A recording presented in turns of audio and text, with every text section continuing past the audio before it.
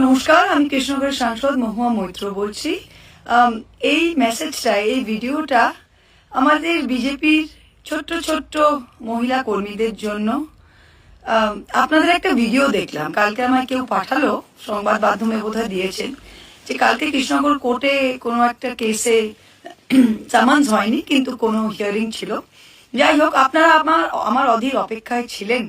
আপনাদের প্রত্যেকটার মুখ দেখা যাচ্ছে। আচ্ছা, এই বিজেপির মহিলা কর্মীদের আমি বলতে চাই যে আপনাদের তো বিজেপির দাদারা তাতিয়েছে, বলেছে যান যান, হিরোইন হবেন, হাতে ডিম টিম নিয়ে অপেক্ষা করুন, মহুয়া মৈত্র আসবেন। মহুয়া মৈত্র হতে পারবেন না, কিন্তু মহুয়া মৈত্রের দুটো ডিম ছুঁড়ে যদি আজকে হিরোইন হয় তাহলে খুব ভালো।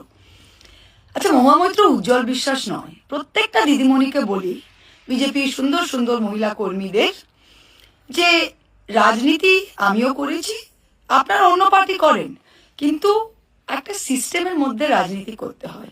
আমি এমএলএ হয়েছি, এমপি হয়েছি, কোনো দিন কোনো বিজেপি কর্মী পর্যন্ত, কোনো নেতা পর্যন্ত, শুভেন্দু অধিকারী এসে মিটিং করেছেন কৃষ্ণগড়ে, আমাকে অনেক বলেছে পাল্টা মিটিং করো, অনেকে বলেছিল আপনি কালো পতাকা দেখান, আমি বলেছিলাম না, সবার গণতান্ত্রিক অধিকার, এসে মিটিং করবে যাবে, কোনো প্রবলেম নেই। তা আপনাদের মুখ তো দেখা যাচ্ছে, আমি তো উজ্জ্বল বিশ্বাস নই, আপনাদের মুখ দেখা যাচ্ছে, আপনারা যে আমার জন্য অপেক্ষা করছেন হাতে ডিম নিয়ে, প্রত্যেকটার মুখ দেখা যাচ্ছে। You can be recognised, you can be identified. এখন আমি কি করব? আমি তো এফআইআর করব। আপনারা হয়তো বলবেন যে না, পুলিশ তো আমাদের, পুলিশ তো বিজেপি, কিচ্ছু যায় আসে না, এফআইআর যদি না নেয়, আমি বাই নেম 156(3) করছি ম্যাজিস্ট্রেটের কাছে। ম্যাজিস্ট্রেট যদি না শোনে, সেটা আমি হাইকোর্ট করব, হাইকোর্ট যদি না করে আমি সুপ্রিম কোর্ট করব। তাই প্রত্যেকটা মহিলা, আপনারা যে ডিম নিয়ে 2 মিনিটের জন্য হিরোইন হতে সেজেছিলেন, আপনাদের কিন্তু আগামী 3 বছর কোর্টে হাজিরা দিতে হবে। তখন কিন্তু কোনো বিজেপির দাদারা আপনাদের বাঁচাবে না।